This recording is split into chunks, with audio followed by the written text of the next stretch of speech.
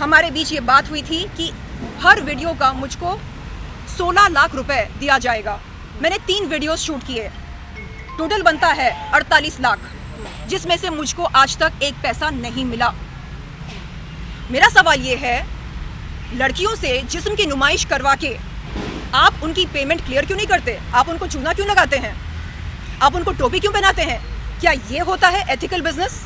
आपको बिजनेसमैन बनना है, जाइए सीखिए टाटा कैसे बिजनेस करते हैं, एथिक्स के साथ करते हैं, जो वादे करते हैं उन्हें निभाते हैं। आप क्या करते हैं?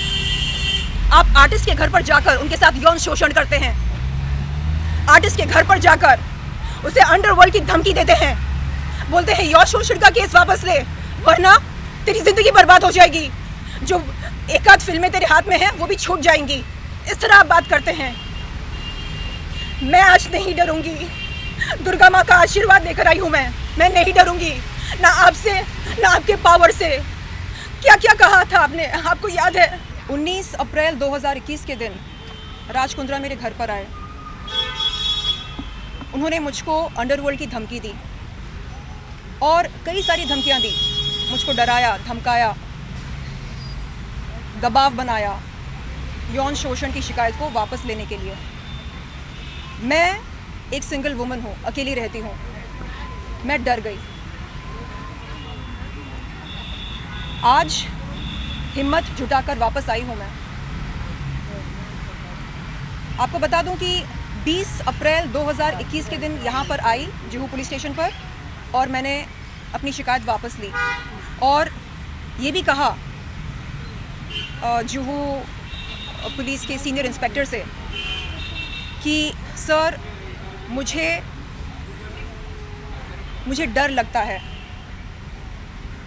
डर इस बात का लगता है कि कहीं मुझे कुछ हो ना जाए, क्योंकि मुझे धमकी दी गई है, अंडरवर्ल्ड की धमकी दी गई है। कहा गया है कि एक फ़ोन कॉल से मेरी ज़िंदगी और मेरा करियर दोनों को बर्बाद किया जा सकता है। मैं डरी हुई हूँ, मैं ये शिकायत वापस लेती हूँ। ये कहकर मैंने शिकायत वापस ली। आज मैं यहाँ पर आई हूँ दुर्गा माँ का आशीर्वाद लेकर, हिम्मत जुटाकर, निडर होकर एक नई कंप्लेंट लेकर। इसमें वो तमाम पुरानी बातें भी हैं और कुछ नई बातें भी हैं।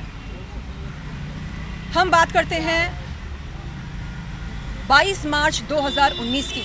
ये वो दिन है जब मैं पहली बार राज कुंद्रा से मिली थी होटल JW मैरियट में अपने मैनेजर DK श्रॉफ के साथ। उन्होंने दी शर्लिन चोपड़ा ऐप की चर्चा की, कहा कि उनकी company arms prime media private limited दी शर्लिन चोपड़ा ऐप को लॉन्च करना चाहते हैं।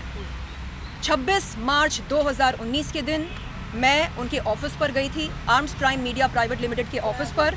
मैंने उनकी कंपनी आर्म्स प्राइम के साथ एक कॉन्ट्रैक्ट साइन किया उनके कैबिन में। उसी दिन वो मेरे घर पर आते हैं वीडियो कॉन्सेप्ट की चर्चा करने के लिए।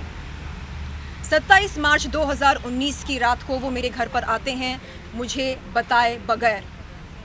उस रात क्या हुआ उनको पता है, क्या हुआ उनको अच्छी तरह पता है। रिपुसुदन AKA राज कुंद्रा, क्या आपको याद नहीं है 27 मार्च 2019 की रात को आप मेरे घर पर क्यों आए? क्यों आए आप मेरे घर पर? आपको अच्छी तरह याद होना चाहिए। आपने क्या किया मेरे साथ, आपको अच्छी तरह याद होना चाहिए। आपने मेरे साथ यौन शोषण किया, आपको अच्छी तरह याद होना चाहिए। आप नहीं कह सकते कि आपकी याददाश्त कमज़ोर है। 29 मार्च 2019 के दिन आपने मुझ पर दबाव बनाया, मेरे साथ शूट किया फोटोग्राफर मुन्ना के स्टूडियो पर। मैं आपको क्रोनोलॉजी समझा रही हूँ। उसके बाद 29 सितंबर 2020 से लेकर जून 2021 तक राज कुंद्रा, जो कि JL स्ट्रीम प्राइवेट लिमिटेड के ओनर हैं या डायरेक्टर हैं, उन्होंने मुझ पर दबाव बनाया। 10 महीने लगातार मुझको चेस करते रहे। Please associate with JL stream private limited, Shilpa and Shamita are the brand ambassadors of JL Stream. It will be a good association. And Shilpa ने भी कहा कि हाँ हम जुड़े हैं, it's a very safe proposition, आप जुड़कर देखिए। ये आर्म्स क्राइम जैसा नहीं है, ये साफ़ सुथरा है, ये अच्छा है, ये वैसा है। कैसा है? यहाँ पर आप फिटनेस वीडियोस अपलोड कर सकते हैं, ये कर सकते हैं, वो कर सकते हैं। फाइनली 24 जून 2021 के दिन मैं जाती हूँ राज कुंद्रा के JL स्ट्रीम प्राइवेट लिमिटेड के ऑफिस पर, जो कि है अंधेरी वेस्ट में। वहाँ पर हमारी बातचीत होती है। वो कहते हैं कि चलिए ठीक है, हम शुरुआत करते हैं 3 कॉन्सेप्ट वीडियोस से। और हमारे बीच ये बात हुई थी कि हर वीडियो का मुझको 16 लाख रुपए दिया जाएगा। मैंने 3 वीडियोस शूट किए, टोटल बनता है 48 लाख, जिसमें से मुझको आज तक एक पैसा नहीं मिला। मेरा सवाल ये है, लड़कियों से जिस्म की नुमाइश करवा के आप उनकी पेमेंट क्लियर क्यों नहीं करते? आप उनको चूना क्यों लगाते हैं? आप उनको टोपी क्यों पहनाते हैं? क्या ये होता है एथिकल बिजनेस? आपको बिजनेसमैन बनना है, जाइए सीखिए टाटा कैसे बिजनेस करते हैं, एथिक्स के साथ करते हैं। जो वादे करते हैं उन्हें निभाते हैं। आप क्या करते हैं? आप आर्टिस्ट के घर पर जाकर उनके साथ यौन शोषण करते हैं। आर्टिस्ट के घर पर जाकर उसे अंडरवर्ल्ड की धमकी देते हैं, बोलते हैं यौन शोषण का केस वापस ले, वरना तेरी जिंदगी बर्बाद हो जाएगी। जो एक आध फिल्में तेरे हाथ में हैं वो भी छूट जाएंगी। इस तरह आप बात करते हैं। मैं आज नहीं डरूंगी, दुर्गा माँ का आशीर्वाद लेकर आई हूँ मैं नहीं डरूंगी, ना आपसे ना आपके पावर से। क्या क्या कहा था आपने, आपको याद है? मैंने कहा पुलिस से कि मैं ऐसे डर के नहीं जी सकती, मैं डर के नहीं जी सकती। तो आपने अभी शिकायत क्या की? मतलब उन्होंने पेमेंट नहीं दी है और आपने बात यहाँ पर सिर्फ पेमेंट की नहीं है, बात सिर्फ पेमेंट की नहीं है। ये जो डर का माहौल बनाकर रखा है, मैं आई कांट टेक दिस।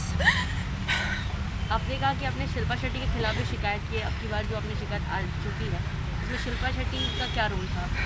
उन्होंने कहा कि JL stream is a very safe proposition and you know it's like a family setup, so there is no harm, your career will be safe, you know, you can join it. Shilpa और Shamita brand ambassadors हैं, तो यानी it's safe, ऐसा कहा। और दबाव में आकर मैंने किया उनके लिए 3 वीडियोस शूट किए, लेकिन नहीं मालूम था कि एक पैसा भी नहीं मिलेगा। बात यहाँ पर सिर्फ ये नहीं है कि मुझे मेरे पैसे नहीं मिले हैं, बात ये है कि कब तक ऐसा चलता रहेगा? कब तक आप लोग लड़कियों से जिस्म की नुमाइश करवा कर उन्हें ऐसे चूना लगाते रहेंगे? This has to stop somewhere. आपको क्या लगता है, आप अंडरवर्ल्ड की धमकी देंगे? हम एक बार डरेंगे, 2 बार डरेंगे, बार बार नहीं डरेंगे। शर्म आनी चाहिए आपको, शर्म आनी चाहिए। खुद को बिजनेसमैन बोलते हैं। Is this business? Is this ethical business? This is not the way to conduct business. And very conveniently you seem to forget the facts that had taken place on 27th March 2019. Shilpa से बात करवाई थी 19 अप्रैल 2021 के दिन। शिल्पा कहती है, hey Sherlyn, my husband is not a Shakti Kapoor. और मन ही मन मैंने बोला, you are right, he is the बाप ऑफ द फिल्मी शक्ति कपूर।